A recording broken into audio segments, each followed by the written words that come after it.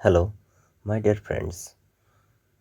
আজকে কিছু গুরুত্বপূর্ণ বেসিক ইংলিশ নিয়ে কথা বলবো।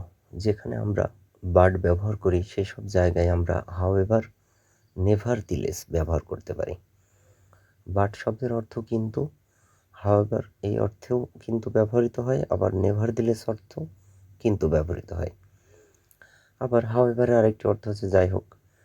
আই থিংক যেখানে আমরা ব্যবহার করি সেখানে ইন মাই অপিনিয়ন এই শব্দটি ব্যবহার করতে পারি, ইন মাই অপিনিয়ন, অথবা from my perspective, from my perspective শব্দটিও ব্যবহার করতে পারি। আই ডোন্ট নোর জায়গায় I am not certain, I have no idea ব্যবহার করতে পারি। আই ডোন্ট নো অর্থ আমি জানি না, I am not certain, I have no idea আমার কোনো ধারণা নেই অর্থাৎ আমি জানি না। আই লাইকের জায়গায় I am found of, I am fond of, I am fond of, I am কিন অন এই শব্দগুলো ব্যবহার করতে পারি। ফর এক্সাম্পলের জায়গায় ফর ইনস্ট্যান্ট,